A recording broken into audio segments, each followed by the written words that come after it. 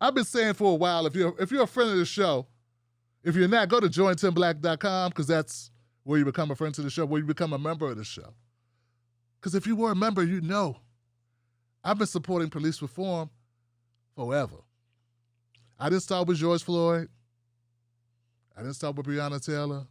I didn't start with Sandra Bland. It's been years. Over a 15-year period, there's only been 7 convictions of police officers, though there are over 1,000 cops killing civilians every year. On average, some years there's more than 1,000. This year we're set to do more than 1,000. That's not even 1%, okay? Not even 1% of the shootings do cops be convicted of anything. Only in 100 of them, 139 of them, were they even charged. We're talking thousands. We're talking roughly 15,000 murders, cops murdering civilians. Only 139 cops even charged Johnson.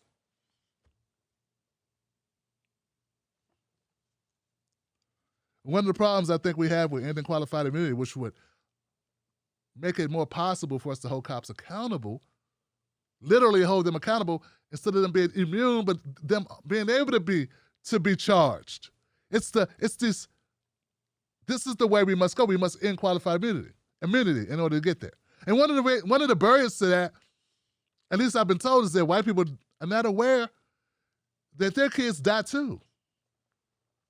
That for every Tamir Rice, maybe not for everyone, but 1 out of 3 cop deaths are white folks, right? Something like that. I mean, the number of white kids that are killed by cops, that exists. The number of white men that are killed by cops, that exists. But the publicity for those types of situations, those interactions that go completely off the rails, unnecessary killings, they just get underreported. Well, in Arkansas, a community is standing up because they saw a young man by the name of Hunter Brittain, one of their own, shot and killed by a police officer. This should never have happened. And they are protesting that. In the last couple of days, that's been an ongoing protest, and people are not talking about it.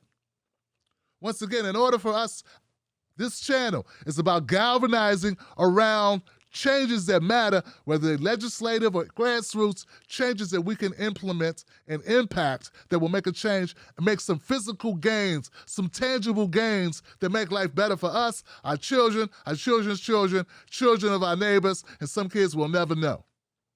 That's the goal of this channel. Not just to get bigger, but to be better, get better, and make a difference. During a traffic stop in Arkansas, a sheriff's deputy shot and killed a teenage boy who was only armed with a neon blue jug of antifreeze. Lanoke County Sheriff's Office Sergeant Michael Davis stopped 17-year-old Hunter Brittain near Cabot, Arkansas at about 3 a.m. last Wednesday. It's unclear why, but Hunter had been having trouble with his truck when Davis pulled in behind him outside of a local auto repair shop and flashed his emergency lights. Now, Hunter was not by himself. He had a 16-year-old friend in the car with him. He said Hunter went to put the antifreeze behind the back tire so his vehicle wouldn't roll into the officer's vehicle, and that's when Davis fired at him. Now, I know somewhere in the minds of loopy cop apologists, a jug of antifreeze looks just like a gun, but where I come from is a big difference. They're not the same thing. This officer was so scared, apparently, he shot young Hunter in the neck, killing him.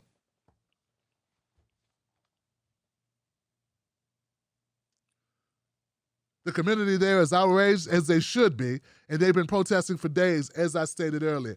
Here goes a little bit of that protest.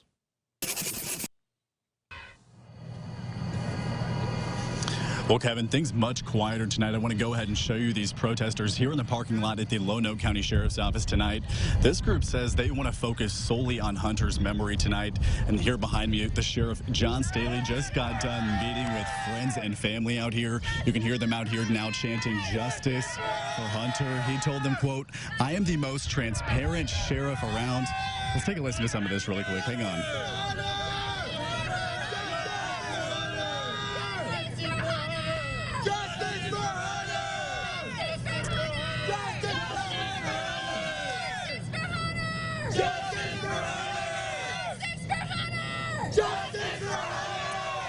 These chants have been going on now for probably the last 30 minutes. We just heard from Sheriff John Staley, who came out here, addressed the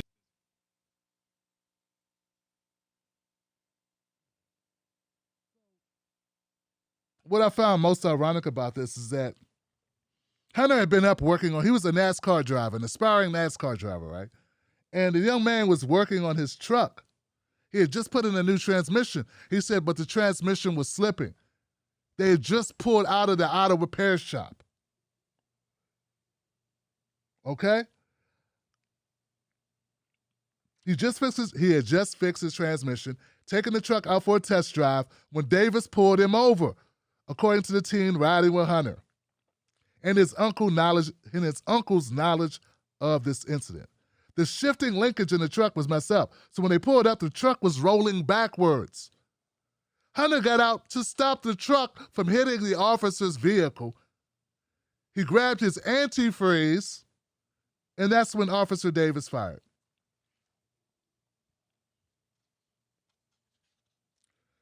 Jordan King, the teen with Hunter the night of the incident, said that the officer didn't even say anything before he shot Hunter. He just shot him. All he was doing was working on the truck. That is it.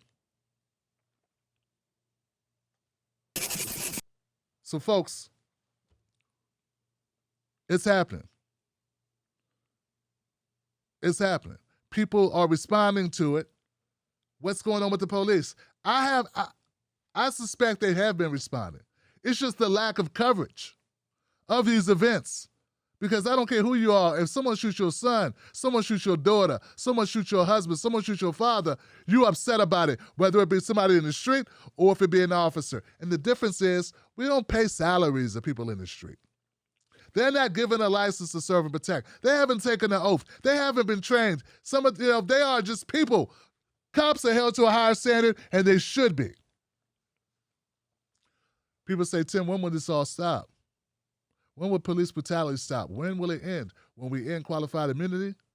And when the voices of the family of Hunter Brittain are as loud as the voices of the families of Breonna Taylor, Tamir Rice, India Kager, and George Floyd. I know there's a GoFundMe. By the time I make this a separate clip, I will have had the link to the GoFundMe, because in America, that's all we have are GoFundMes.